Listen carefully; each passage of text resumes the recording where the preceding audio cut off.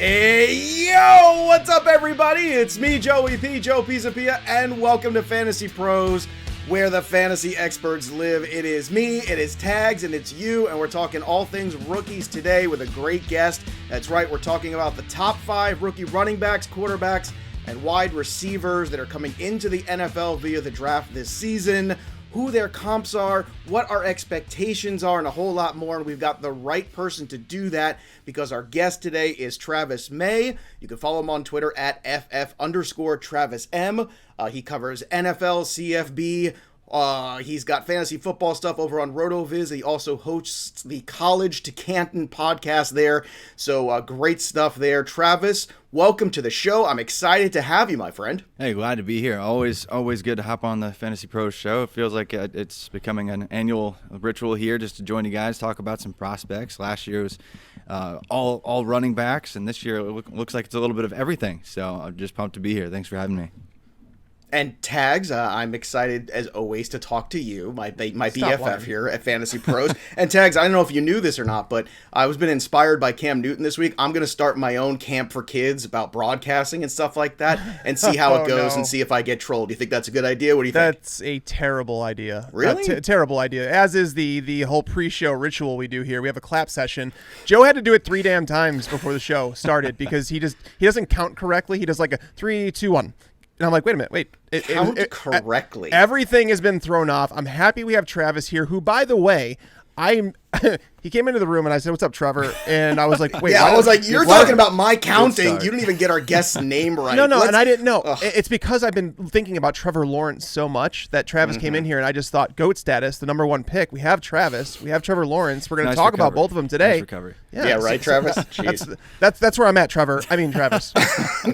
Well, look, we're gonna play a game which is perfect for today called Get to Know Me. Also at the end of the show, where we get to know a little bit more about some of our analysts here, which will be fun. So hopefully by the end, Mike will also know Travis's name as we continue on with the program. But before we get into it, I want to start here because we got a little giveaway because of our friends at Pristine Auction. We got a J.K. Dobbins signed jersey out there. Again, this is at pristineauction.com. And if you want to join Pristine Auction, you can, of course, use that code FantasyPros. But if you want to get into this little contest, go to fantasypros.com/contest. Okay, very simple. I think you can remember it's a contest, so just put contest right after the slash.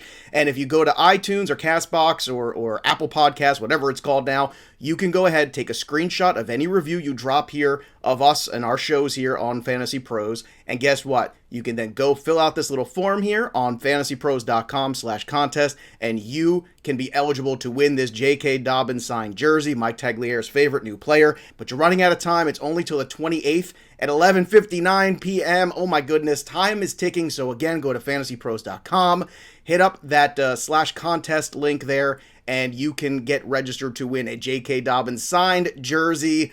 Good stuff, free swag, thanks to our good friends at Pristine Auction. So we are ready to get after it. Again, we're going to go roundtable style here, and we'll start with our guest, Travis, Mike. Yes. Travis, okay, for running back prospects, and let's start. I appreciate it. Well, that's why I get the medium bucks, and Mike gets a lot.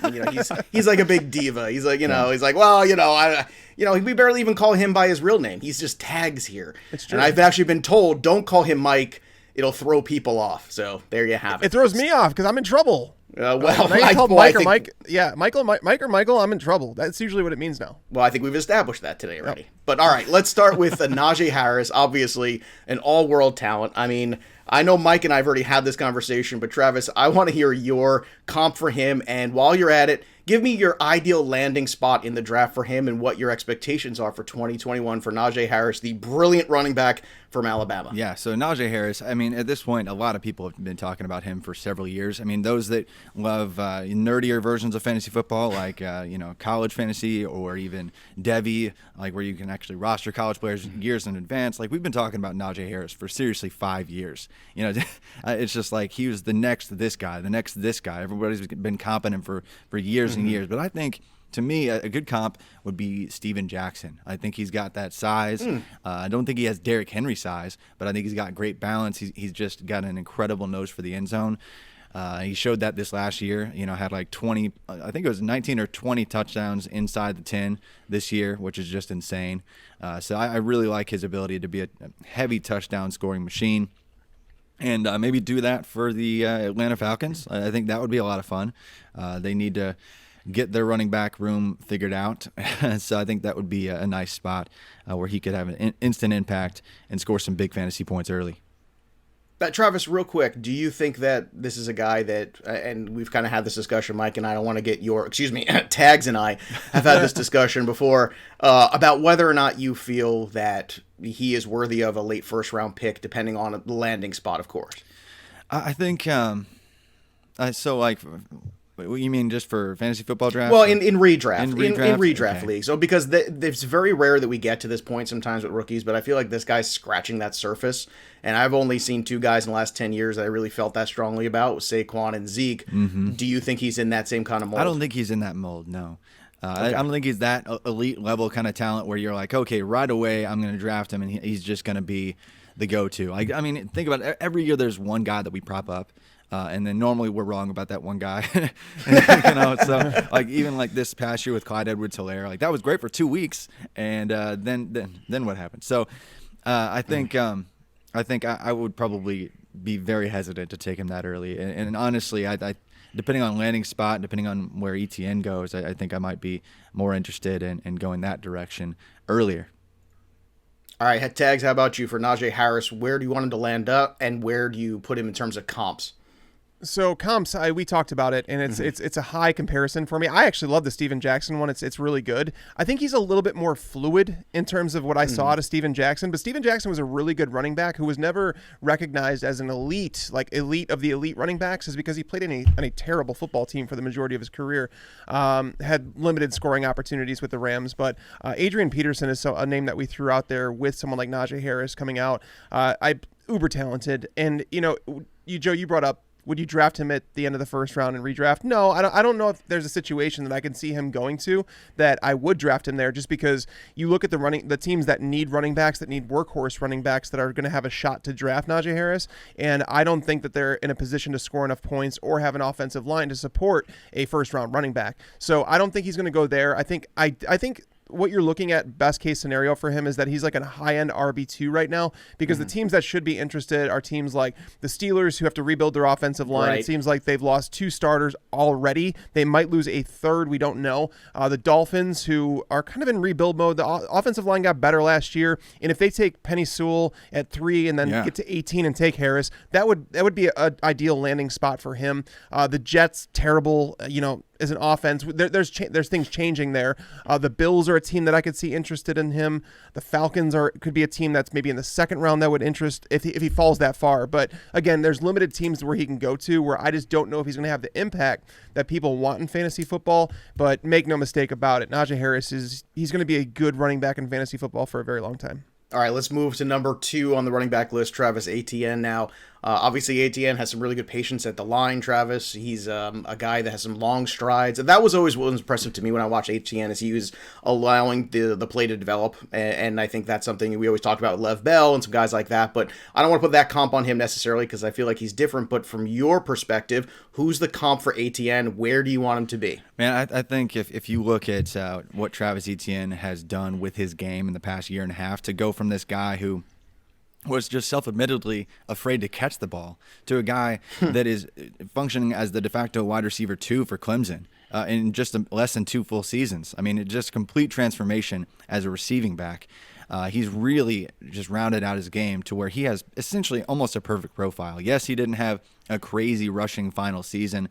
Kind of got stuffed against like Notre Dame, a couple other spots, but that it was against like top 10 defenses where he was struggling, and any back is going to struggle in those situations. So I think he wants so badly to be Alvin Kamara. Like he wants so badly to be the next Kamara, and I think at this point, I think that's probably his best modern comp. I mean, he's not going to be comping anybody to that high level is a little bit scary, but I think that's kind of his ceiling. I don't necessarily always like comping super high like that, but I think he has that kind of potential because he has, but really perhaps even better long speed than Kamara, and he's shown to have some immediate burst and incredible contact balance, and now as of late, just incredible receiving chops. So man, I still have Etienne as my running back 1 in this class, and just love the ceiling.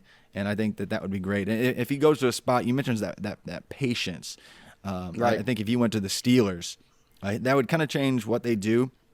With they're used to kind of a slower back, but they might have to get used to a guy that with some actual speed again.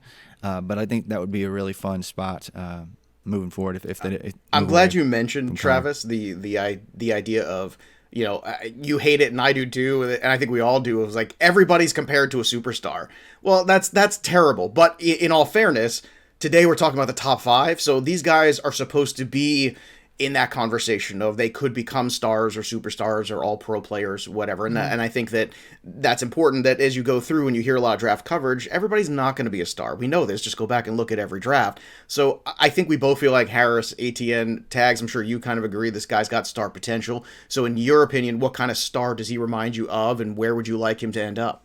Yeah, and the comp thing's really tough, right? Because no one wants to hear you talk about a comp. Like, this guy comps to, a backup running back from so-and-so team. They don't want to hear that, because they're like, I don't even know what he looks like. So you kind of have to give a comparison for a player that the style, the size, and all those things that kind of remind you of. And typically when people do comparisons, they're doing high-end projections. And they're doing that because they want you to know the ceiling of that player. But on top of that, the high-ceiling players, those are the ones that people watch on TV, and they have an idea as to who that player is. So when we talk about Alvin Kamara, it makes sense for Travis Etienne, and because that's the type of player he is, like that Aaron Jones style running back. I say Aaron Jones and Alvin Kamara are so similar in a lot of ways that Aaron Jones is underrated, and people think it's because he plays for the Packers. It's not. He's phenomenal, and he just happens to play for the Packers. Etienne, it's going to depend where he goes. Right now, I mocked him. I did the first mock, and I put him to the Bucks, because you think about it, and they're a team that's got to save a lot of money in free agency to re-sign some of their defensive players. They're not going to be able to re-sign Leonard Fournette, who made himself some money at the end of the 2020 season. So the Bucks need a pass-catching running back, and Ronald Jones, by the way, has never been completely trusted. He's fumbled, he's dropped passes, he's done all those things, and he only has 1 year left on his contract.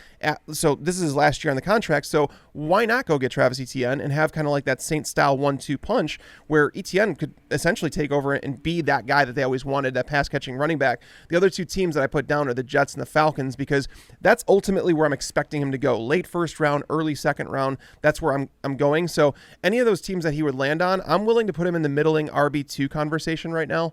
Like if you were doing an early redraft and you could draft rookies for whatever reason. I don't know why you would do that, but if you did, I do think Etienne is going to be a startable fantasy asset no matter where he winds up, because someone's going to use a lot of draft equity in him. And you don't draft running backs in the first round or the second round that you're really not going to use, because that rookie contract is basically, that's your moneymaker right there. You're saving a crap ton of money because you're not paying a running back on the open market, and you're using them up because that's the highlight of their career. Like, running backs are in their prime when they walk into the NFL.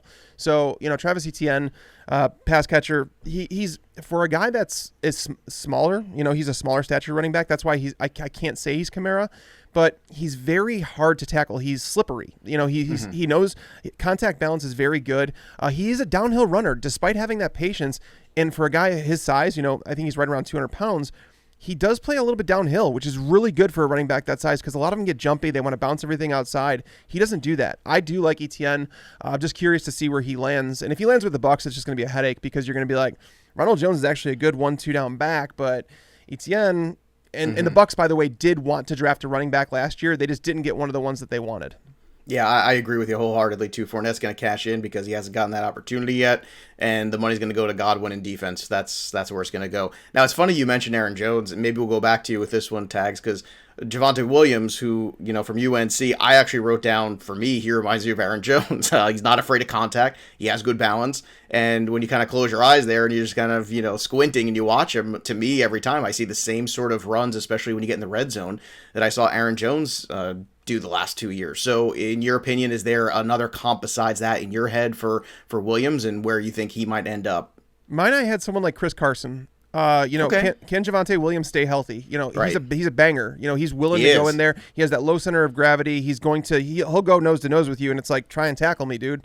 Like, the guy can break tackles. He only had really one big year in college, so I'm not going to sit here and say that he's a can't miss prospect. I think there's only two at the running back position. I think Harris and Etienne are the only ones that I can say who are can't miss. That's why I think Carson's a good comp for him, because we've seen flashes of Carson be an RB1 in fantasy football, but we've also seen some injury concerns. We've seen a team unwilling to fully go to him as the trusted RB1. They're mixing in other running backs. I kind of see that for Javonte Williams right now, and he kind of had it in college with Michael Carter. So I do like him. It's just I can't say that he's a can't miss prospect. I think he's ideal for the Steelers and what they do, depending on the route that the Steelers take. Because if the Steelers, let's say they keep Ben Roethlisberger, they're going to have to add to that offensive line early in the draft. The defense is in pretty good shape. Can they add some pieces? Sure, but it's in good shape where the offensive line needs help, especially at left tackle.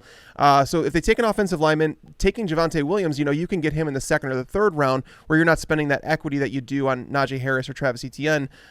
So I believe that it would be the best case scenario for him to wind up with a team like the Steelers or even the Seahawks to replace Chris Carson. All right, Travis, for you, where would you put Williams? Yeah, I think. You kind of stole where I was going to go with Williams there. I think another team I would look at, depending on what happens this offseason and how they kind of restructure things, maybe the Dolphins even. Just that would be a fun opportunity for him to maybe come in and obviously be the best option there right away. And he has underrated speed. Like, he ran in the 4.5s in high school. So he's got that breakaway speed mixed with the size and receiving opportunity. And so if they really change everything with their quarterback situation, or if Tua they finally give him the reins and just let him, pass the ball around and distribute, I think that could be a pretty good underrated landing spot. One that wouldn't overinflate his stock, I don't think. And no one's thinking, oh, yeah, the Dolphins are incredible. And so I think it would be great for every type of fantasy football for him to go there, because it wouldn't be an obvious, slam dunk, and, he rises up to where he's basically undraftable. But you would maybe get him after guys like Najee Harris and after Travis Etienne, and maybe after another guy who goes to a decent landing spot. But one of my favorite running back prospects in the class, if you look at his yards after contact numbers, his yards after contact per reception numbers, his just ridiculous scoring ability, as demonstrated this past year, having 20 plus touchdowns, really incredible prospect, and so glad that I actually had him on a couple teams already before this year, because I play, like I mentioned, Devy fantasy football. In the Devies, yeah, right? Yeah. So having college players years in advance, already locking these guys up, and so thankful to have Javonte in like some deeper leagues where I don't even have to worry about adding him to my team because he's already on it.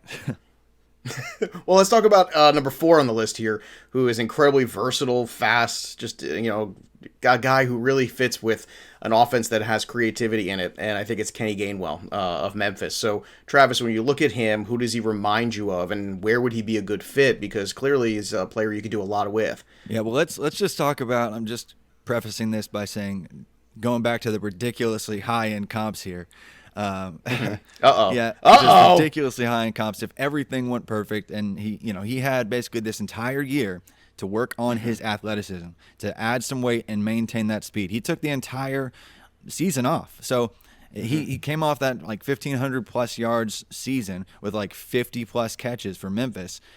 He's an outside run artist, and so I think if he got in perfect shape and got his 40 time down, Jamal Charles is his cap. Like that's the kind of ceiling that he could have if he really spent the last year perfecting his body and turning himself into an NFL athlete. He was not there 2 years ago when 2019, the last time we saw him on a football field playing competitively. But I think that he has that kind of ability. I mean, Mike Norvell, and he was really great about getting Gainwell out into space to where he could just make somebody miss and use his speed to get to the second level. And he was incredibly efficient in that scheme. And I think if he goes to another place that is really good at getting their backs in space and setting them up to be like a home run hitting nightmare for defenses, I think he could really take off early. But he could also do absolutely nothing because there's really no comp that's really good for him unless he added significant weight or added some elite speed this offseason. So where would you want to see the Jamal Charles style player end up then? I think It wouldn't be perfect, but I think if he went to perhaps the Cardinals, if he was like he's basically he could basically be Kenyon Drake, but even better and maybe right. faster, like that. That kind of an option, and a really high flying offense that can spread it out and has a mobile quarterback to kind of set him up and get him into space real quick. I think that would be a good landing spot for him. All right, how about you, Tags? When you're looking at Gainwell, where do you see that same Jamal Charles comp? We are so in line in this one in a lot of ways. I'm not going to give him Jamal Charles, but a running back that was actually compared to Jamal Charles, so it's fair. CJ Spiller is the guy I had down for him. Yeah. There's a perfect example, right, Tags? Like the high and the low, right? Mm-hmm. Of okay, this guy could be good. Well, I mean, not that CJ Spiller was bad, but it was limited, right? He had a short window where he was very good. He was a good timeshare running back. Right. Yeah, and that's kind of how I view Gainwell. I don't know if he's ever going to be a guy that's going to get 250 carries. I think he'd have to put on a lot of weight to do that. So you kind of look at the teams, and the Cardinals were my ideal landing spot because Gainwell is someone that is going to be used as a wide receiver in the NFL. Yep. Like, you're going to line him up in the slot continually, and knowing that the Cardinals want to run 4 wide receiver sets a lot, he can be used in a variety of different ways, and I think Kingsbury's the type of guy that can find a way to use him. It would also be very beneficial from a fantasy standpoint because the team could move on from Kenyon Drake and kind of rotate Chase Edmonds and Gainwell there back there. Other teams that I put down to interested, Patriots, if they get rid of James White, he can fill a role. Now, they have quarterback situation issues where I don't know what they're going to do. We've seen the Raiders look at team players like this, that last year they tried to do it with Lynn Bowden, and then they traded him away. Maybe he wasn't the player that they thought he might be, but Gainwell might be that guy. They're looking for guys that are just athletes that can create, even though they don't have the coaching staff to do it. And then the Packers are another team that should look into him because the Packers obviously lacking some receivers. They have A.J. Dillon as a thumper. They're going to need another back to pair with him. And unless they re-sign, Aaron Jones or Jamal Williams, they have a running back issue in terms of depth. So, but the Cardinals were the team that I put down for this show that I wanted to see him go to just because I believe that it would be an offense that would best suit his abilities. Yeah. Make it 3 for 3. I think the Cardinals are a great landing spot for him too. No, I do. I do. And that's the one I had written down in my notes too. So that's incredible. It's when all 3 of us are agreeing, that's always something everybody. Now listen, everybody out there for the Cardinals, all the scouts who listen to the show here at Fantasy Pros, go get on that. All right. Last here, but certainly not least. Do we have to talk about? Do we have to talk about him? Yeah, I have other running backs higher. So hold on a second. Well, I'm going off what John told me to do, which is off our Fantasy Pros. I want to know who Travis has as his number 5 running back. That's what I want to know. Okay, Travis, who do you have as your number 5 running back? Is it Chuba Hubbard or is it somebody else? So yeah, right here, given who we've already taken, I would still go with Chuba Hubbard. Yes. Okay. Are you happy now, Tags? I'm not happy, but I'm happy that we could talk about it. All right, let's talk about Mike's unhappiness, but let's start with you, Travis, first. Since you are happy about this, and we can let Mike kind of throw in his number 5 here, where do you see Hubbard? I mean, obviously the speed is there. So where would you like to see him land, and who does he remind you of with that speed? So I think, this is kind of a throwback, but I've been saying that he is kind of a just slightly lighter version of this player for, I don't know, almost 2 years now. I think he reminds me of Amon Green. Like, he has incredible speed, and he's got like that kind of probably a little bit too upright running style, like Amon Green had that. You know what I'm saying? Like, and maybe like the low end would be like a TJ Yeldon with more speed, because like he also had that weird pad level thing. Like, I mean, when he get running fast, like he's almost like leaning back a little bit. Like I think that's who I would comp him to, because I mean I think you kind of forget, because Amon Green had like sub 4.4 speed, if you believe in his pro day. Oh, sure. Pro day time. So he was really, really quick. And I think Chuba Hubbard, he had, Canadian Olympic sprinting upside. Like, he wanted to be an Olympic sprinter. Like, he's that kind of quick. So I think he has that crazy upside given his speed.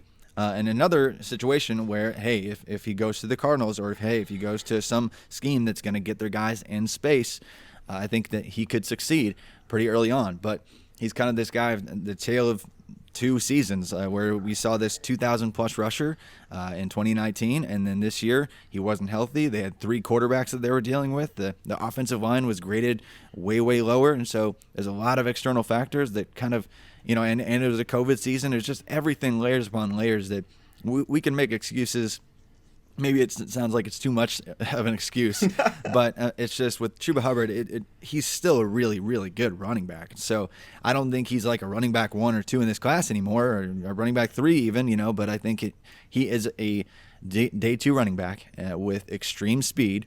He needs to kind of improve with his contact balance and prove that he can be a more consistent contributor as a receiver, but that's just not how Oklahoma State uses their running backs. But I still do believe in Chuba Hubbard.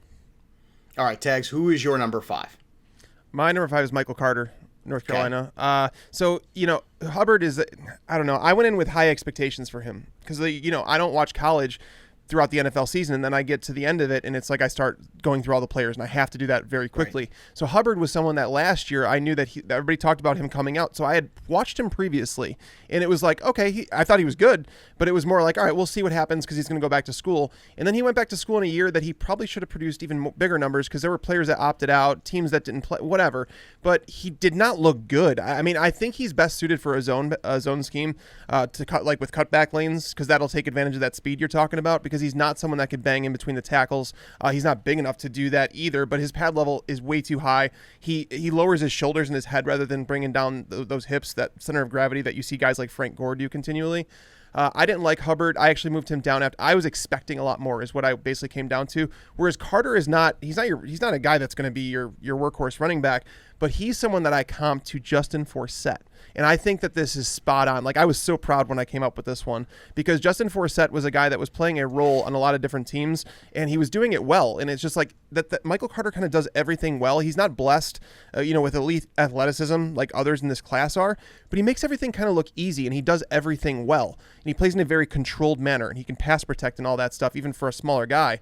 So Justin Forsett, when he finally got a chance with the Ravens to kind of shine, when there were some injuries in front of him on the depth chart, it's like, all right, we're going to give this guy 15 plus touches, and he made the most of them. So Michael Carter is a good 2-back that you can pair. So if the Bucs decided that they didn't want to take a running back in that first round and they wanted to wait, pairing someone like Michael Carter with Ronald Jones would make so much sense. All right, before we move on to the wide receivers, I just want everybody to know I'm very excited because last week I got to hear Dan Harris talk about Magic Spoon, and now I'm getting some sent to me, so I'm very excited about this. And look, everybody out there is always looking for something early in the morning. You got to get your coffee, you got to get the kids ready for their school stuff, you got work stuff. Tags has a primer to write all the time. He needs something quick, something healthy for him, and it's hard because, you want to go to cereal, but cereal's got a lot of carbs and a lot of sugars and it's a lot of processed, but that's where Magic Spoon comes in, okay? Magic Spoon is what you're looking for. They've released a brand new variety pack.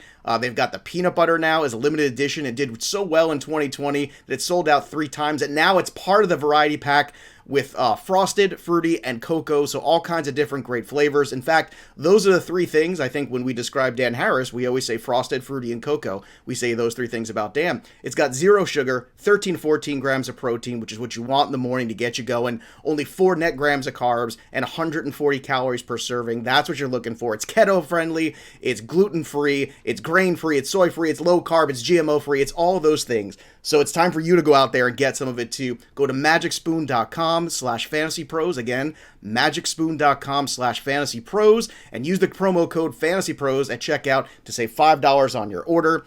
Magic Spoon is confident in their product. It's backed 100% that you're going to be happy. They're going to guarantee it. So if you don't like it for any reason, they'll refund your money, no questions asked. So go get your delicious bowl of gluten-free cereal at magicspoon.com/fantasypros. Use the code fantasypros, save $5. And thank you very much, obviously, for listening to the Magic Spoon read, because I don't know about you, Tags. I kind of want some cereal right now. Like now I know why Dan Harris gets so excited about the Magic Spoon. I'm reading it, and I'm excited about it. So I'm also excited about the wide receivers. So Travis, let's start with Ja'Marr Chase, because Chase did not play last year, but certainly left his mark in 2019. So I always think it's fascinating when you find a player that you actually have a hard time comping, and I think that always means special.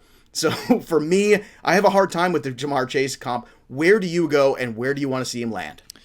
I think the comp for me is, and again, it's super high end if we're looking at early career for this guy, but Odell Beckham Jr. Like, I think he's got that kind of upside. He doesn't have the weird, almost basketball moves with his route running style. Like, he's not like that, but he can take the top off a defense. And if you look at his average depth of target numbers and his catch rate at the depth of target that he was doing it, and his crazy explosive season in 2019, he's somebody that can threaten at every single level of the defense. And it is almost impossible to comp him because he was just so freaking dominant and having over 20 receiving touchdowns and perhaps the best receiving and passing offense in college football history, and doing it at a young age. It's just really hard to look at him and go, oh yeah, there's obviously he comps to this guy because he's just so stinking good. And when you mix in, if you like production metrics and typical production profiles, like how many times you see a guy just like explode and then like, I'm just going to take the year off. Like there's never, right. That's just not a thing. So one of my metrics that I built for RotoViz is the adjusted production index. And as far as like second year players, like he was, 99th percentile, like second year breakout kind of players, like way up at the very top. Like even after his sophomore season, had he entered the draft then, he would have already been over an 80th percentile NFL prospect at that time. So doing that at such an early age and dominating at every level of the field, he's just so good. So I think if you pair him, if he goes like to the Bengals, like if they snag him really early, top 10 picks, and you pair him with Joe Burrow, that would be a lot of fun to see that tandem go off at the next level. Tags might be concerned, though, for all his T. Higgins share. So, yeah. Chase, for you, what's the upside, and where'd you like to see him land, Tags? I mean, I don't think he's going to last to the Bengals, to be fair. I mean, now we're starting to hear more and more teams moving up, and like potentially even at 3, the Dolphins are, a lot of people are mocking Chase to the Dolphins at 3. Yeah. But the Bengals do have a lot of other needs when it comes to their offensive line and their defense to protect Joe Burrow. I mean, as much fun as it would be, I think that from a football standpoint, I think it would make sense for them to go a different direction. But one team that I think that everyone should be coming around on is the Eagles, just because they just released Deshaun Jackson. They're cutting Alshon Jeffrey when the new league year starts. So Jalen Reagor and Jamar Chase would make for a phenomenal duo. And it's almost like that thing where it's like, hey, if Jalen Hurts is going to be good, he's going to be good now because he's going to have these players available to him. And if he's not good with these players, he's never going to be good. It is a new offense, so that like basically they're just rebuilding everything. The tight ends aren't going to mean as much in this offense without Doug Peterson there.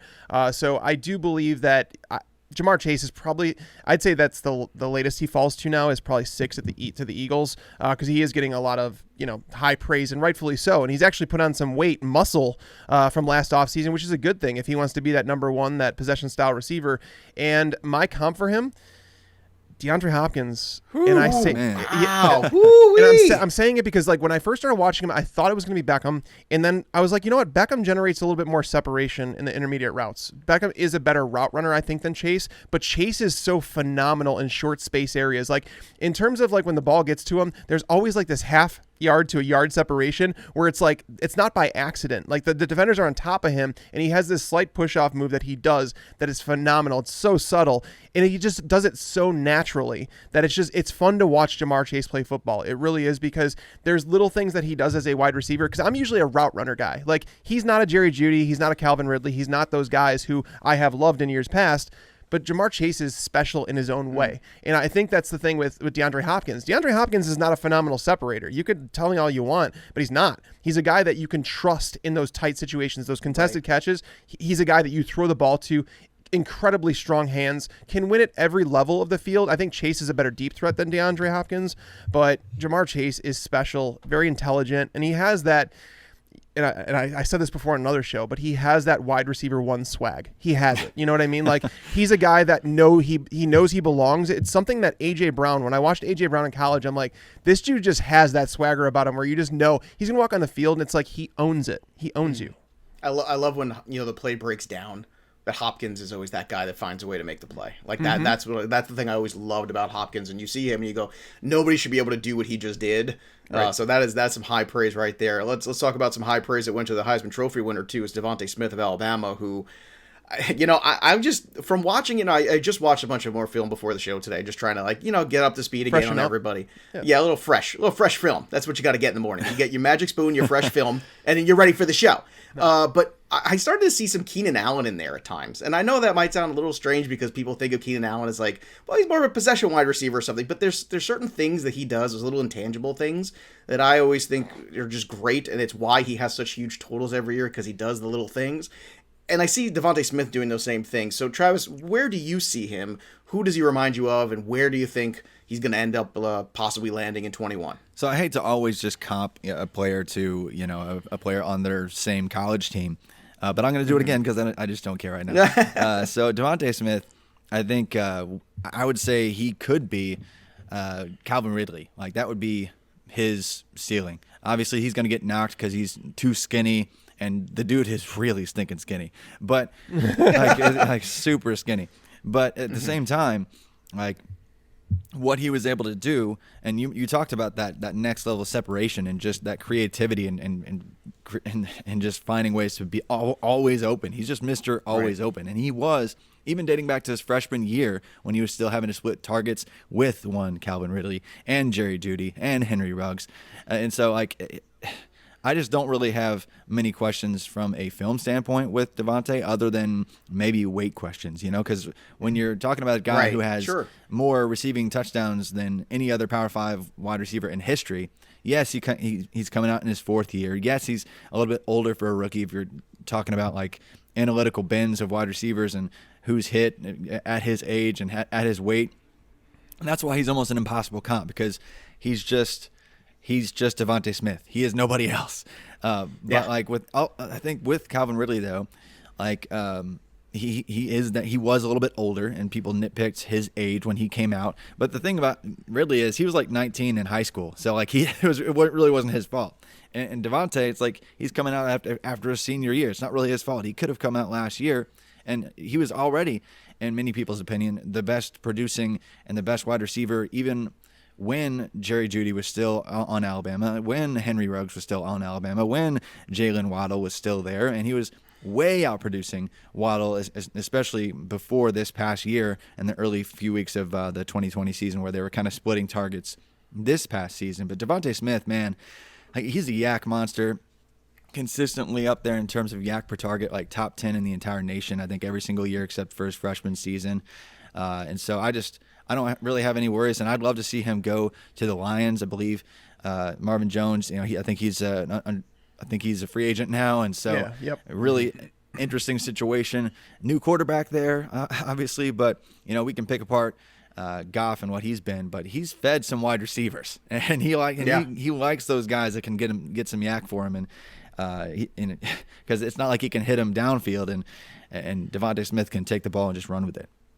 Yeah, and it's that ability to get open. That's that's my Keenan Allen thing. Is I always feel like when you look at the Keenan Allen totals, you say, how does he have so many yards every year and how many catches? Well, because he's always open. Yeah. He somehow always finds that way, and that's the same thing that I see about Smith. Now, what do you see, Tags, about Smith for you, and where do you think the ideal, at least in your mind, landing spot might be for him in the NFL draft?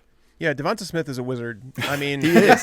He's a wizard ninja. It's kind of remarkable too. Like you watch it and you're just like, okay, if you legitimately just didn't pay attention to any of the weight stuff and you just watch the kid play football, he's so good. Like I think he would be up there with Chase if he had the size that Chase does. Right. But the weight concerns are real because you look at historical comps and you say historically this is a problem. His listed weight was 174. He reportedly didn't weigh in at the Senior Bowl because some people said he was under 170. Which again, I don't know why he would have lost weight. But if you look back to someone like Marvin Harrison, and again we're talking about a Hall of Fame wide receiver, but Marvin Harrison was someone that 6 foot, like 175 pounds roughly. He made it work. And there are outliers in everything. And, if you're an NFL GM, this is the way I think about it, right?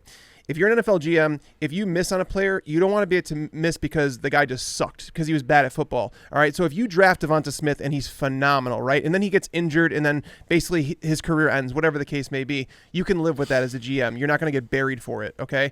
If you draft someone, if you take a chance on someone else over him, he's going to make you pay, because if he were guaranteed a career that he did not get injured, Devonta Smith's going to be a star.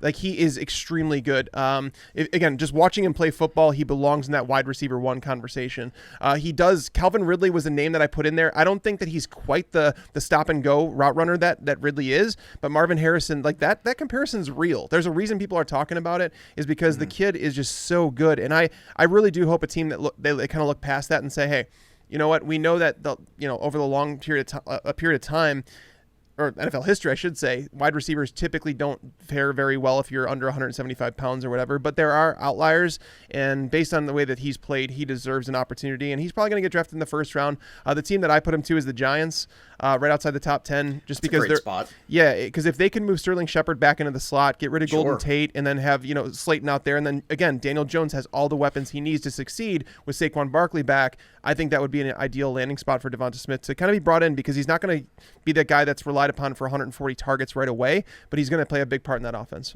Now, Rashod Bateman from Minnesota, look, speed, size, I mean, the guy's got all of it. So, Travis, where do you think he might really be able to help an NFL team? And in your opinion, if you had to kind of, put that comp on him of saying, okay, what at least the upside might be of Bateman, what would it be?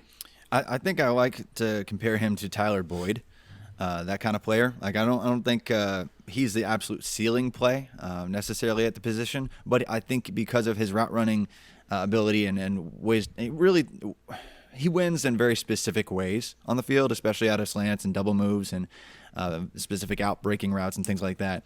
I love Rashod Bateman, but I don't think he's like a ceiling play as much as Chase would be, or as some other guys in this class. But I think he could be a really trustworthy, high-volume guy in the right spot. And just like Boyd, he had a really early breakout age in college. He's entering the draft early. He analytically speaking, for us nerds that like to live in spreadsheets, like he checks like all the boxes and has done so for 2 years already. And so Boyd was that same way. I think we forget that. He came out and he was so early. He was so productive for Pitt.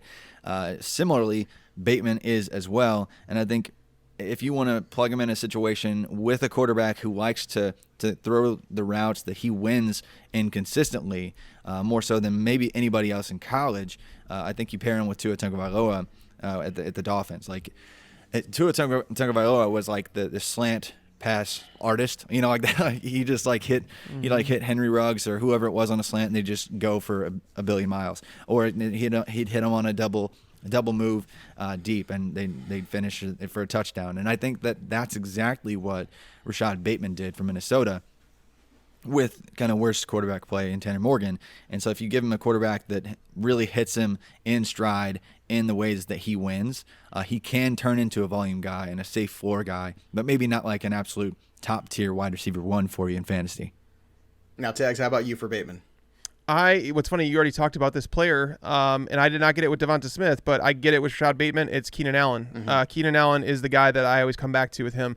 Right now, it's funny you say that, Mike, because it was physically, I'm with, like, he looks and feels more like Keenan Allen, and then, like, I felt like the ability of the guy is always open, which is always like, so it's very funny that we kind of like crossed over there on that, but I agree with you wholeheartedly about the physicalness of it. Yeah, he's just a smart route runner. He's not an incredible athlete, he's not someone that I don't think he's as talented as Keenan Allen is as a route runner, but I think his intelligence and understanding how to work a cornerback, I think that plays into his separation. Now, he did play at Minnesota, he didn't play at Alabama or anything like that, but he understands things, how to use things to his advantage. He's a hands catcher. I love that about him. Doesn't rely on his body. He snags the ball away from his body.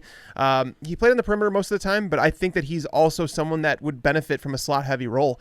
So a team that you basically want to look at a team that's going to need a player that can play anywhere. They need him to be that alpha. And I think Rashod Bateman has it in him.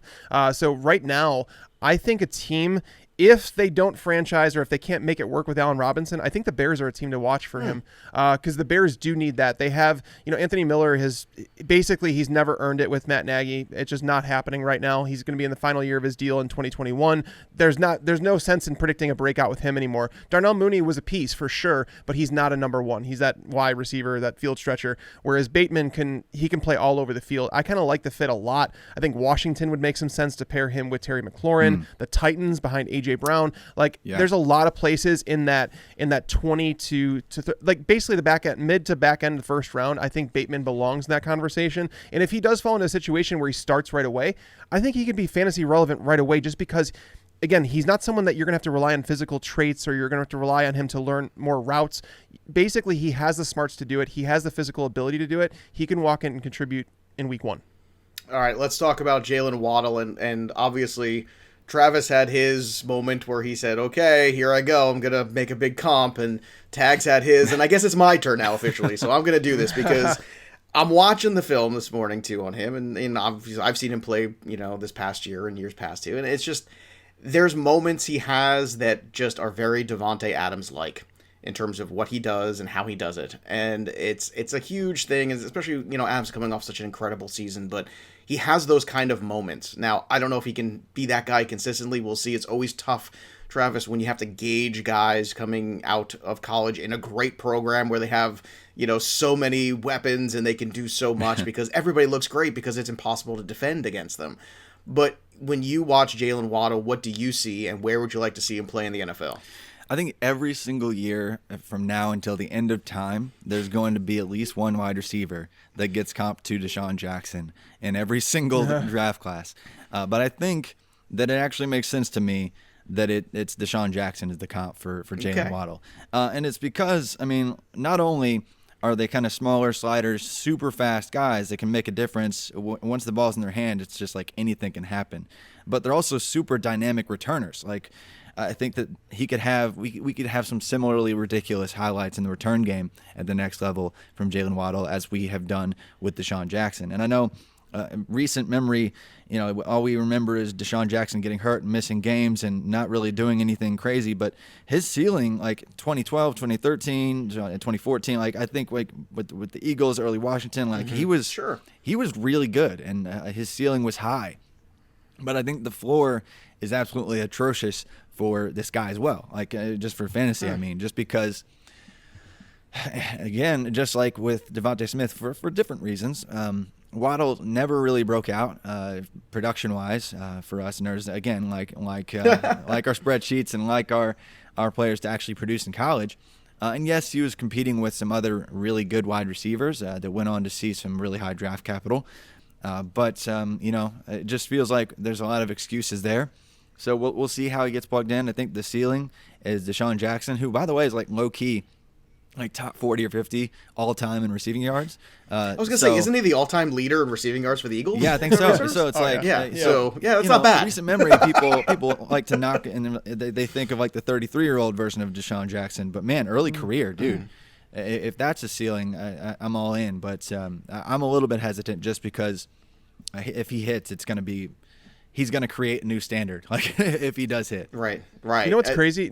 Though, is that Deshaun Jackson, his numbers, they're phenomenal. If you look at him at all time, I think he was a better football player than his numbers even show. Right. Like that dude, he had such an impact. He had an impact in game planning. He was the momentum guy. Yeah. Yes.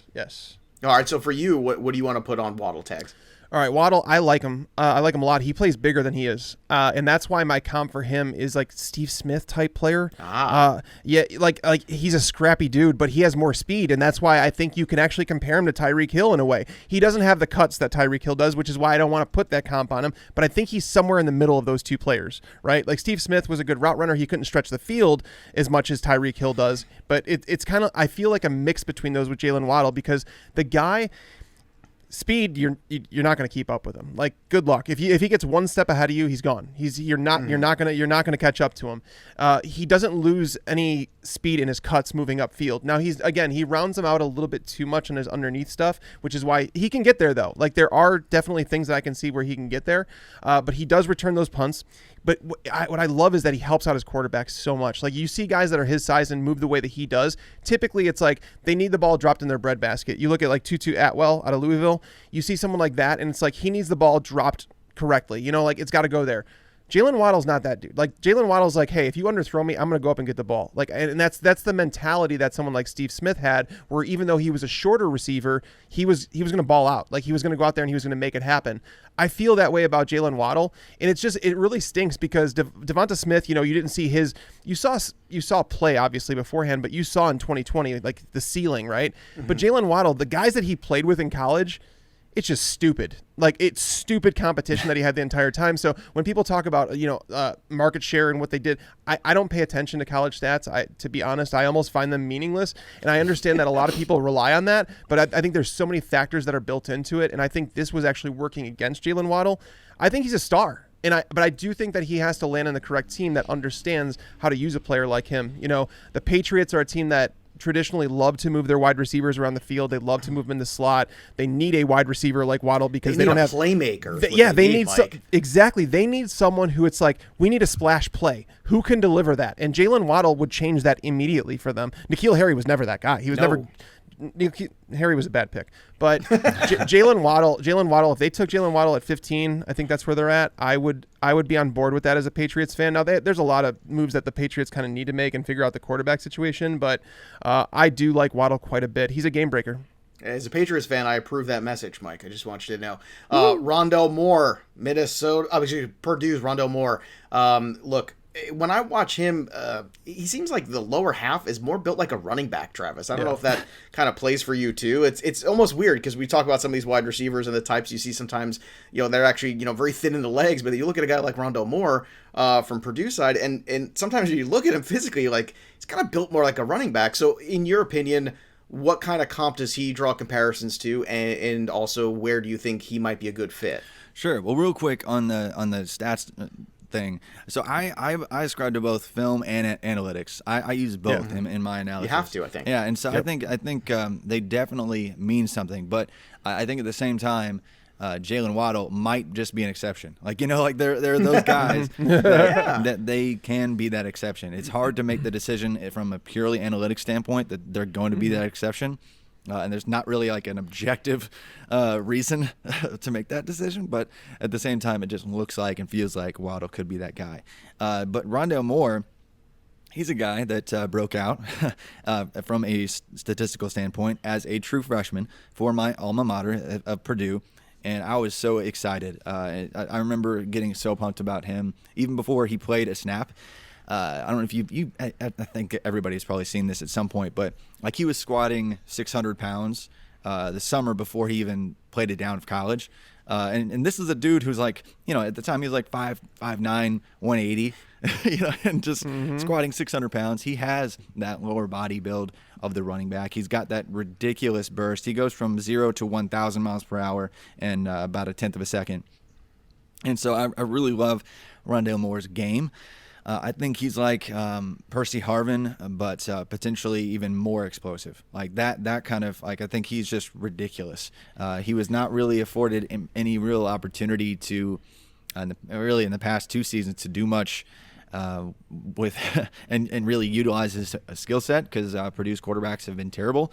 They kind of chuck the ball down and hope something good happens with David Bell. Or they hit Rondale Moore like -2 yards ADOT and like hope something happens.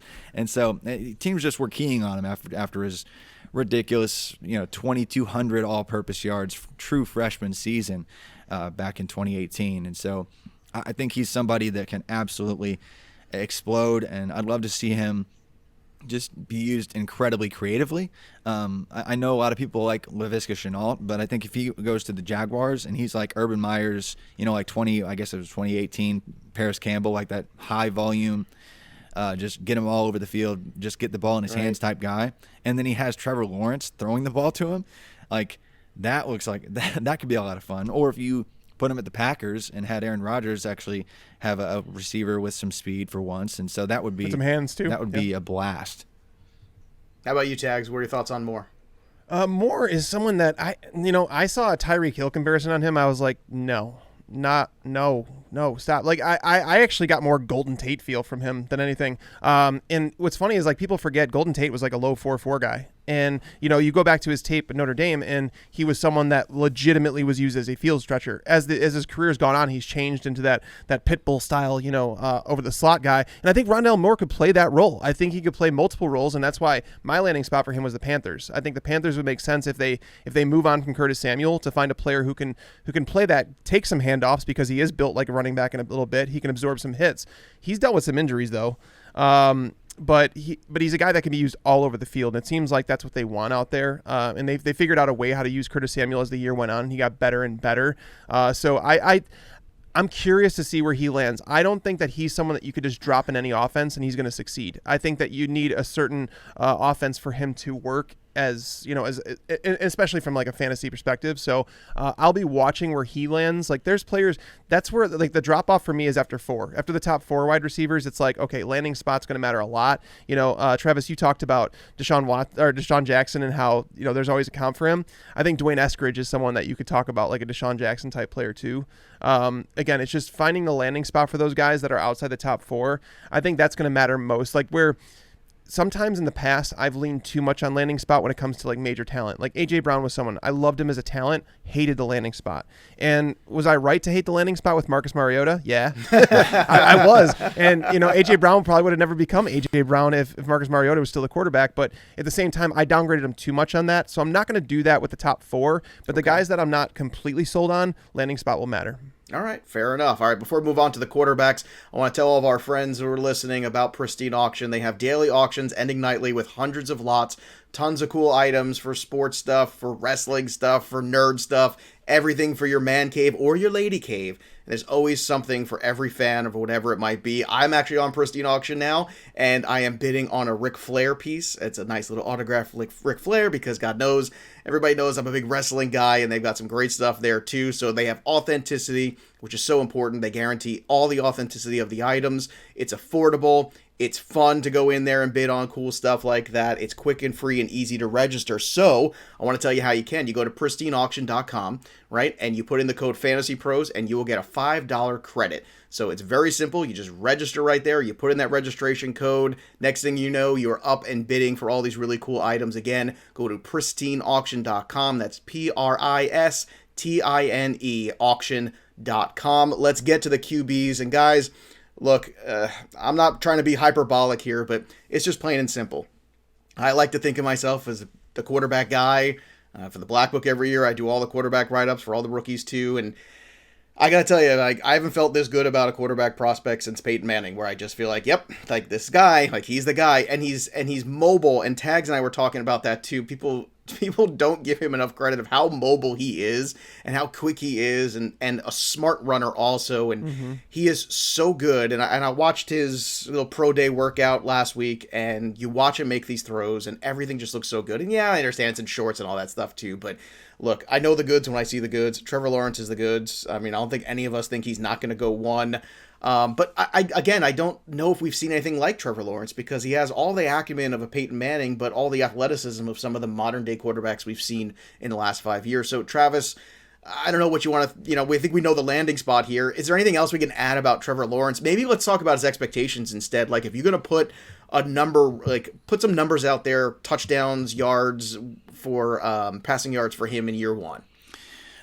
Year 1 for Trevor Lawrence could be anything because well, that's not helpful, no, Travis. Just Come on. Could be anything. Like, his ceiling is just, there might not be one. It's somebody that we've known. I'm with you. We've known since he was 16 years old that he was going to be a Pro Bowl, maybe All Pro type quarterback. Like, this has been somebody that he and Justin Fields have been God's gift to the quarterback position for 5 years. Like, we knew, hey, this is quarterback 1, this is quarterback 2. I know some people like to disagree about Justin Fields being quarterback 2, but we've known this for 5 years, guys. And like, Trevor Lawrence is ridiculous. He's way more mobile than you think.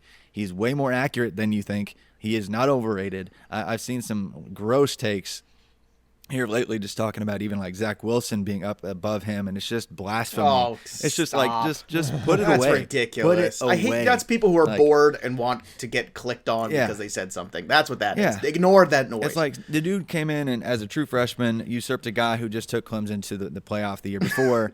And was like, hey, I'm already the best guy on the roster. I should probably go from high school to the NFL, and had like a 90th percentile adjusted yards per pass attempt clip as a true freshman, and then just only got better. Like, you think he couldn't get better, and then he did again. And then, oh yeah, by the way, I can outrun all your linebackers and even some of your safeties and finish a long touchdown run. So Trevor Lawrence, I'm thinking like 35 plus touchdowns in his first year and 4,500 passing yards. Like, wow, 45. It's just wow, baby. I was gonna go 441. No, I'm impressed. It's not even hyperbole. Like, I'm not just saying it to say it. No, it's I like, don't think it is either. It's the dude is going to be given the keys, and he's got some weapons already, and he's just going to go, and they're going to have to be throwing because the Jags are still the Jags. And so I think he's going to have a lot of ridiculous numbers. Tags, I know you like Lawrence as much as we do, so just give me your numbers, because at this point, more can be said. That's the thing, Lawrence. So if you look at it, Joe Burrow, like, he got hurt after 10 games, but if you took his numbers and extrapolated him over 16, he would have thrown for 4,300. Justin Herbert missed the first game. He threw for 4,336. It's true. Now, the 35 touchdowns, that's the bold part. I could see the yardage 100%. The 35 touchdowns, if he does that in his first year, I will be impressed. And I think that honestly, Justin Herbert he's probably the closest comp we could have, just because Herbert statistically he is that tall mold of a quarterback, that guy that has some mobility, but he's not as good. I've actually seen that debate. Have you guys seen that, where someone was saying if you had an NFL franchise and you had Herbert, would you trade him for the number 1 overall pick? Oh man, I would. Yeah. I'd take Lawrence. I would take Lawrence over Herbert. Even what I've seen out of Herbert, I would still take Lawrence. But it's pretty remarkable. I've seen enough Lawrence to feel really good about Lawrence. Right, and Lawrence, I mean, the guy's so good. I mean, he's going to the Jags. We know that. And I said immediately walking in the league, he's going to be a top 15 fantasy quarterback. I'm interested to see what they do throughout the rest of the draft, because they have 4 picks inside the top 45, if I'm not mistaken. So they're a team that's going to add around him. I'm curious to see what this roster looks like, including the left tackle, because their starting left tackle, Cam Robinson, is a free agent. I don't know if they're going to re-sign him or what, but there's definitely some work to be done, but Lawrence is going to be a good one.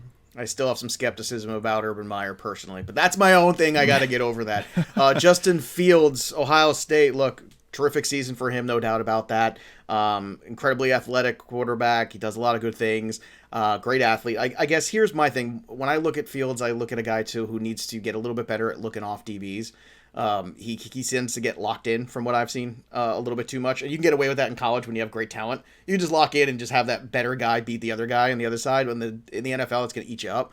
So that's one level of improvement that I think he can go out there and get. But in terms of comp, Travis, where do you see Justin Fields in your mind?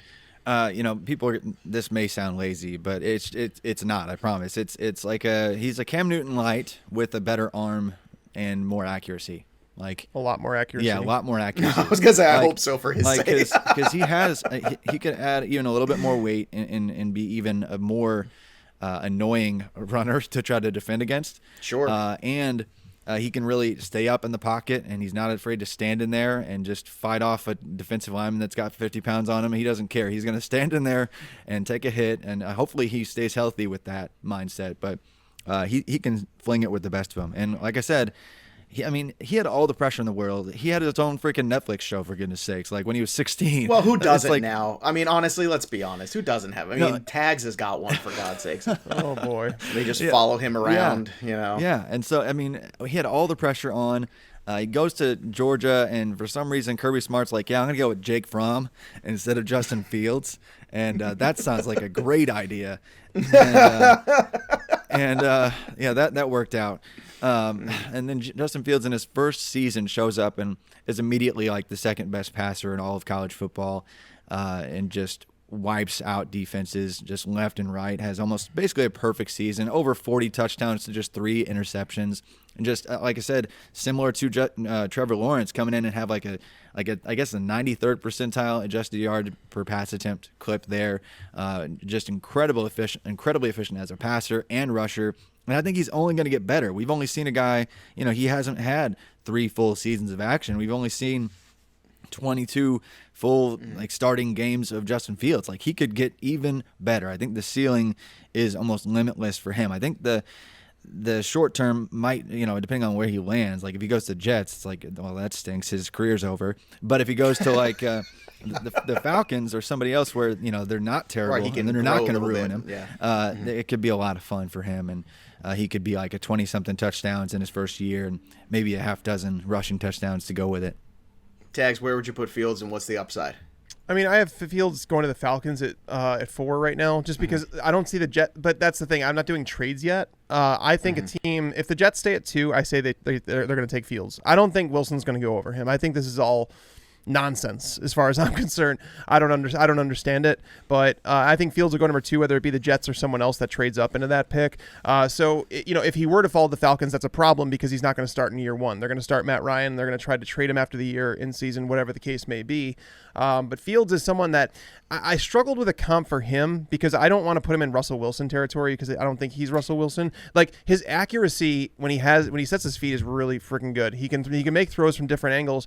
But the reason I don't want to use it is because Russell Wilson is special, like incredibly special. And I think people underestimate him all the time, is that he's got that mobility. Fields has mobility similar to Russell Wilson. However, when Fields feels pressure, he becomes a runner. Russell Wilson doesn't. Russell Wilson is a guy that running for him is the last desperate option. Like, he does not want to run. He doesn't. He wants to show off his arm. and they both have incredible accuracy. I obviously Wilson's the better, but he's almost like a worse version of Russell Wilson. Cam Newton is more like a physical presence that it's just so like he was not a quarterback. Like he was a quarterback, but he wasn't. Where it was really difficult for me to find a comp for Fields, but he's a Russell Wilson style quarterback that just doesn't have the, I don't know, that he doesn't have the gravitas in the pocket yet. I guess he doesn't. Okay. Russell Wilson had it immediately. And once again, he did have it immediately, and that kind of goes back to my earlier note about Fields, which is again being able to see the field differently. And I think the confidence of when you start to see the field properly and be able to look one way and then turn to look the other way, that keeps the defense is honest. It gives you a little bit more confidence too of what you're doing with the ball instead of just locked in. If that thing's not there, then you panic and run. And I think that's kind of symptomatic of Fields. And I had a tough time putting a comp on him too. I kind of like taking those two things together and saying, athleticism like Cam Newton, but more kind of like if he can develop properly in the pocket, maybe there's like a Russell Wilson sort of upside there. Let's talk about Trey Lance for a second here, guys, because big, strong, fast, quick release. He has a lot of raw athleticism too, which every time, going back a couple years ago when I used to watch Josh Allen tape, all I saw was this raw athleticism. I was like, man, if this kid can just harness all these goods, man, this could be a really special guy.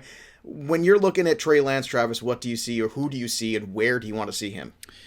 Yeah, so he might be somebody that I would comp to like a Deshaun Watson, but maybe even slightly more athletic. Like, I mean, when you look at what he can do with his legs, but as a passer as well, it's just he's got a lot going for him. It's really hard to gauge how good he really was because we're talking about an FCS level quarterback and competition. But when you look at how perfect his year was, I guess it was 2019.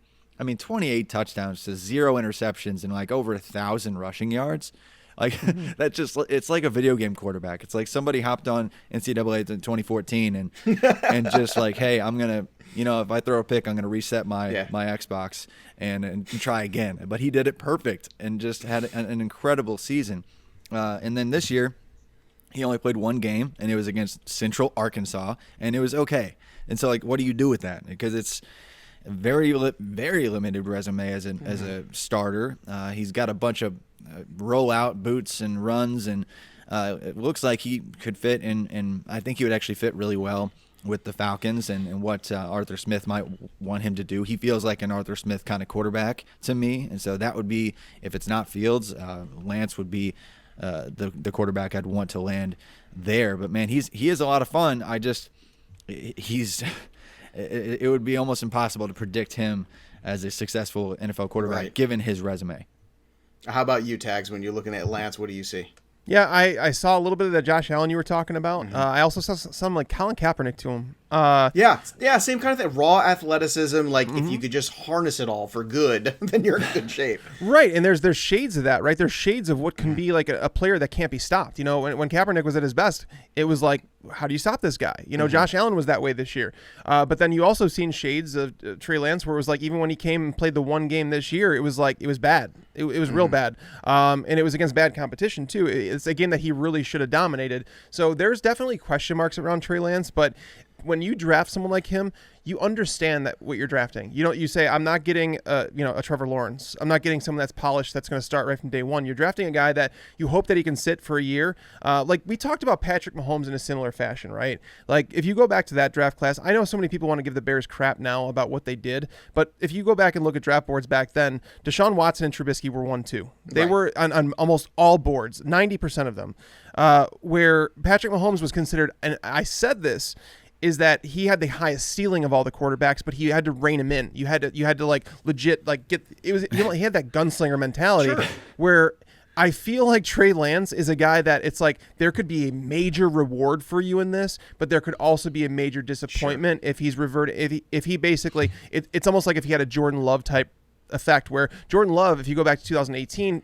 He had a good season. I still didn't think he was a can't miss player, but then 2019 he regressed, and it was like, okay, well let's go back to talk about the 2018 film. No, these are young kids; they have to progress. That's all you want out of quarterbacks is to progress. And one game, I can't say we should judge him on one game, but at the same time, there are question marks because of it. So I believe he's walking in as a backup. I think the Panthers are a team, if they don't land Deshaun Watson like they want, or if they don't trade up or whatever the case may be, landing Lance would make a lot of sense because they have Bridgewater under contract for 2 more years. They have an out in his contract after this year. So if Lance is ready after 1 year, they can go to him in 2022. So the Panthers are the team I see him going to. And Mahomes sat. Everybody forgets. You know, he sat for a whole year behind Alex Smith with a great quarterback kind of, guru mentor in Andy Reid. I mean, it's not an accident. It sometimes takes time. It might be best for him to sit for a year. And, Allen sat for the first half of a season at the very least.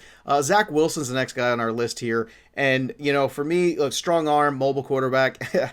For me, that I know this is not going to get everybody super excited, but I see when Ryan Fitzpatrick was with Buffalo, like this guy who he can make plays and he's got a good arm and he's got some, he's got some guts, and that's what I see. I don't know if I see too much more than that. I know some people just love Zach Wilson, but in your opinion, where do you put him, Travis, and when you're kind of evaluating him and where you think he'd be a good landing spot and what kind of quarterback you think he'll be? Yeah, I know it's BYU and they're independent, and so you think that they're kind of like in that Notre Dame category, but they're really not if you're looking at this past season. They kind of had to redo their whole schedule, and it was a mess of a season for them. But if you look at the schedule for them this year, they didn't even have a top 80 schedule in terms of strength of schedule. Like by all the analytics you want to kind of like the SP Plus or whatever else you want to do to kind of weight the defenses that he faced. He might as well have played really good college or really good high school teams. It was basically just a tier above what Trey Lance was probably playing. It's that bad of defense across the board. Even the teams that normally have good defenses didn't this year that they faced off against. And the only team that really had a good defense, might have been the best defense that they faced, was Coastal Carolina, and they lost. And it wasn't a perfect game for Zach Wilson. And so there are major questions for competition with him because the year before, he was not good. He was not a good quarterback in 2019. It was not pretty. And so, which one is it? Is it the guy who just smoked everybody this past year and had an analytical profile 98th, 99th percentile, especially if you adjust for certain metrics in that offense, like play action or percentage and other things? I'm coming around on Wilson because analytically there's an argument for him. The film people seem to like him as much as anybody, and people are propping him up, but I have questions, and I don't think he has the same level of mobility as Trey Lance. So I do have Trey Lance. No, he does not have the same kind of mobility as Trey Lance. Yeah, exactly. I would agree with that. And so, I think some people, but I don't think that's as common knowledge as we think it is. Because people don't watch. Really? It seems pretty obvious when you watch the film. And I think, but that's there's a difference between quick and fast because they don't watch FCS football. They're just relying on people who have podcasts to tell them what to think. And so Travis, that hits home. Be careful here. Yeah. Let's but don't you think there's a difference between quickness? I think Wilson's quick. Yeah, Lance is fast. Yeah, exactly. There's a difference between those two things, which is why I use the Fitzpatrick comp tags when I'm looking at him, because Fitzpatrick wasn't fast, but he was quick. Yes. Early young Fitzpatrick tags, when you remember him, coming into the league, he would be able to get out there, and obviously he was sneaky quick, and he would be all of a sudden all over the field. You're like, what's going on with this guy? I didn't expect that. But for you, when you look at Zach Wilson, do you have him over 3 tags? Where do you have him? No, I have him at 4. I'm willing to take the upside of Trey Lance over him. Wilson, to me, my comp, Johnny Manziel, Jay Cutler type player. Manziel was someone that obviously had high expectations coming out of college, had some mobility to his game, had an arm, but it never all came together. I don't know if we can say based on one dominant season that Zach Wilson is that guy. Jay Cutler also, when he came into the league, he had a big arm. He could, with a flick of the wrist, he could throw the ball 70 yards. But he also had some mobility to his game, and it's there's a lot of projecting when it comes to Zach Wilson, where you'd never like to do that in the NFL. That's why it's there's so many things. There's so many moving parts in college that with Zach Wilson, there's just more question marks for me than anything. And I feel like when I know his accuracy level was high this year, but if you look before this year, I think it was down at 62%.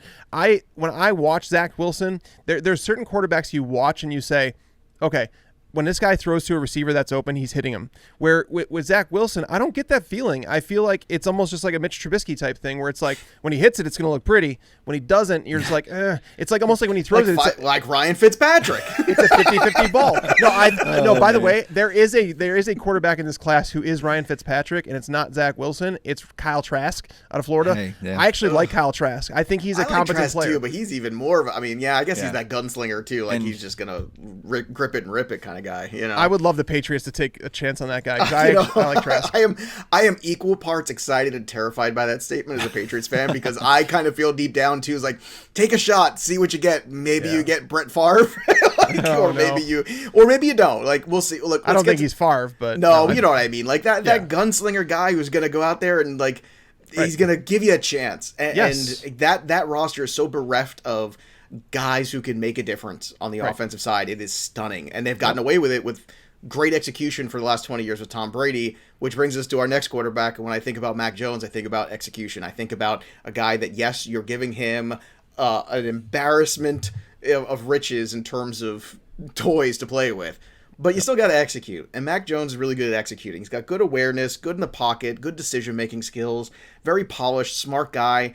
Look, I don't think he is as exciting to watch as a lot of the other quarterbacks we talked about, but Travis, that doesn't mean he can't be a winning quarterback in the NFL, and I know sometimes the Alabama quarterbacks you go up and down about, but what are your thoughts on Mac Jones? Who does he remind you of? He is playoff Eli Manning. Yes, dude, that was nice. 100% what I would love with. that. That is perfection. That is perfection. He has way better decision making than Eli Manning regular season. Eli Manning especially. But like a couple specific playoff run, Eli Manning, like he is that. He like physical intangibles. Like he looks like your uncle out there, like just trying to figure it out in the pocket, like athletically speaking. But so bad. But you know he's not going to wow you, and his arm strength isn't a rocket either. But at the same time, like he puts the ball in the right place every single time, and I think that is really underrated. I think people want to pick him apart for not having high success or not doing much in his second read. The dude didn't ever have to. Like he had, like you said, ridiculous weapons that were 5 yards wide open, and so maybe that inflates his profile overall. But what he did consistently this year and holding off a 5-star quarterback in Bryce Young, I mean, I can't knock him for what he did. He just said, "Look, I'm nobody's rooting for me right now. Everybody wants this kid to be." You know, this kid who comes from a like pedigree, everything from the perfect high school situation. Like he's got the athleticism upside, but hey, I'm just Mac Jones, and I'm going to put it exactly where it needs to go. I'm going to keep this offense on schedule, and I think he could be a top, 20 quarterback, but not top 8 or 9 quarterback ever for a very long time. But a playoff quarter. Yeah. I mean, dude, I think you nailed it, Tags. I don't know if you can one up that. Travis playoff Eli Manning sounds like about as perfectly as I could put it. I don't know if I even want to touch it. I don't. Do you? I think that's best case scenario. Yeah. He reminds me of Eli Manning is basically what it came down to me because he's a guy that has really bad footwork at times. A guy that like sometimes, the reason I don't like Mac Jones and this is the sole reason is that I have an issue with quarterbacks that see ghosts. And I think he does. I think he does sometimes, and that was playing in Alabama with a good offensive line in front of him, where it's like if he goes to a team that doesn't have one of the better offensive lines, and by the way, we're hearing that the Panthers are his floor, and I'm like, you guys are crazy. If he goes top 8, I give up. I give up doing mock drafts. I don't think Mac Jones should go that high. Now, no, I don't either. He had some. He played with some of the best receivers out there. You know what I mean? He did play well at times. I think he's fine from a clean pocket. But when it comes to, I've even seen throws that he makes when I watch his film where he's in a clean pocket and you see him like falling back as he's throwing the ball, and I'm like, no, dude, no, it's just bad. So you just know when there's pressure coming how bad it's going to be. Right. So I just don't think there's anything special about Mac Jones's game. And I am worried, depending on landing spot, what that turns into. But me personally, I'm not saying Kyle Trask should go before him, but I can understand the argument. In terms of where they're being drafted, I would rather take Trask a couple rounds later.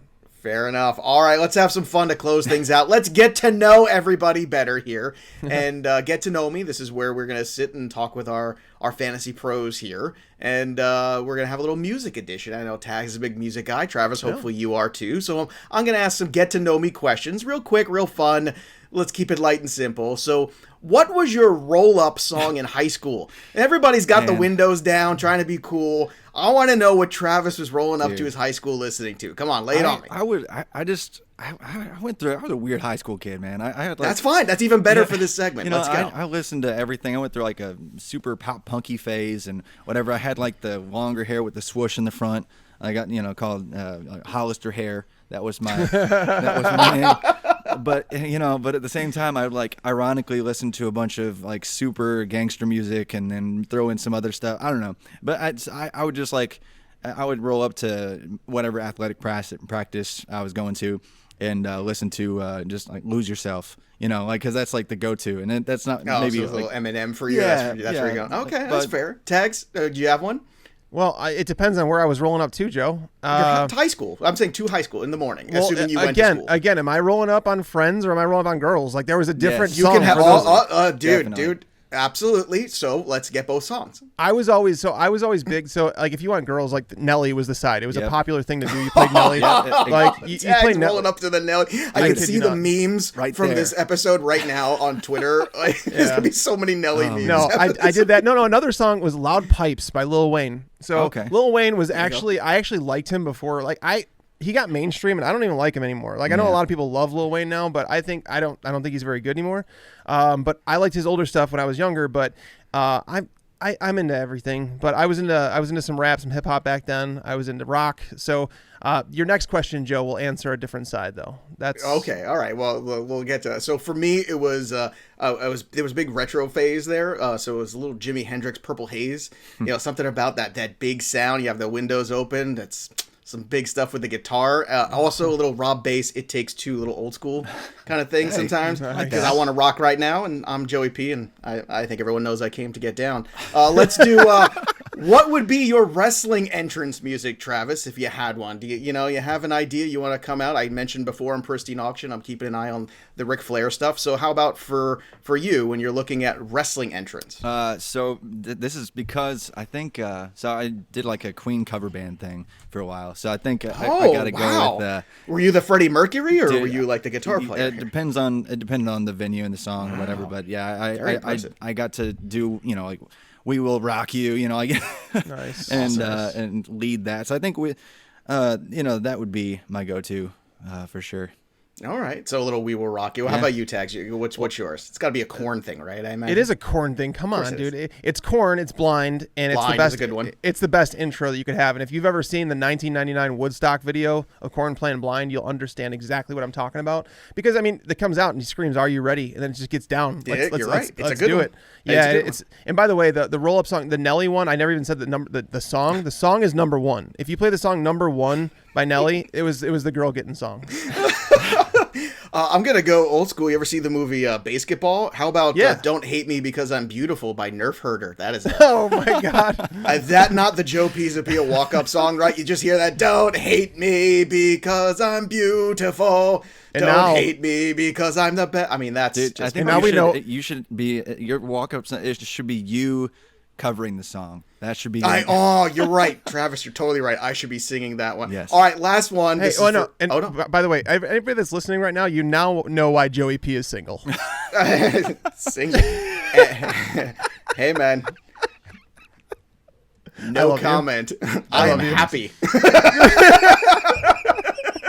All right, next. Name an artist or a song that you love. I guess I didn't play enough Nelly. That was really my problem, Travis. It's true. It's true. Name an artist or a song that you love that might surprise people because you're a tough fantasy football guy, both of you. So let's see. Obviously, the sensitive side or something else. Maybe there are going to be some people that disown me now, but that's fine. That's what this is for. So early career, I thought it was just super cheesy and bad and awful.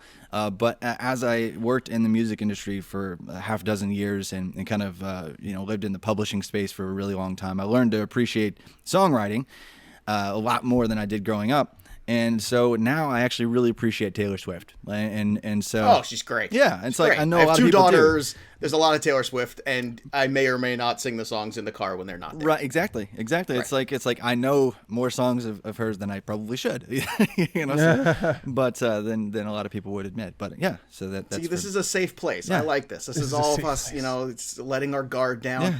Tags, how about for you? What are you listening to? It's easy. This one's actually easy for me because my daughter told me the other day that she was surprised that I would listen to the song. She actually called me a girl. So It's Cassidy Pope. Oh, if yeah. If my heart had a heart. And I think that song is just so phenomenal. Yeah. And like legit, I think it's a dark song, but it's a song that she sings beautifully. But I think that song could be done in a million different ways. But I love that song. Dude, that's good. Okay, so no, she actually used to be our neighbor. We lived downtown Nashville, and Oh, look at that. yeah. So like my That's wife awesome. would just like see her at the gym, and they'd talk, and yeah. But That's awesome. She seems like a sweetheart. Oh yeah, I had like that pop punk band that she did a long time. Hey Monday, do you remember that one? I did, yes. Yeah. So See, I bet nobody listening today thought that this was how the show was going to end. It's Nobody true. thought It's we'd true, but it was start fun. here with comping running backs and we'd end up at Cassidy Pope. Nobody thought Yep. that. Nobody said Here we are. I'll give mine too. I've seen her now twice in concert. Pink, big fan, great voice, incredible live show, worth every penny. I encourage everybody. Great catalog of music. You know all the songs, and then like she'll play live. Like I heard her play at a concert once that I was at. She played "Smells Like Teen Spirit."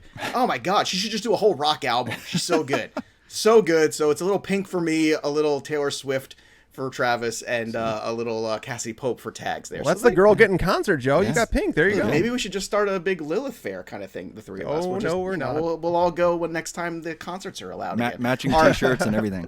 There you go. All right, I want to remind everybody about our giveaway. Again, do not forget, we still have that giveaway at fantasypros.com/contest for that J.K. Dobbins jersey. Take that screenshot, fill out the form, and you can win that jersey. You only got a few days left here, so get on that. I want to thank our sponsors, Magic Spoon. Go to magicspoon.com/fantasypros. Grab that variety pack and get it on there today with the promo code FantasyPros, and sign up for our other sponsor, PristineAuction.com. Again, that's PRISTINE auction.com. Travis, great stuff. Please follow Travis on Twitter if you don't already, at FF_Travis M. That'll do it for Travis, Tags, and myself, but the story of the game goes on. We'll see you next time, kids. Thanks for tuning into the Fantasy Pros YouTube channel. Make sure to check out our featured videos as well. Also, make sure to click that red subscribe button to get notified when we post videos in the future.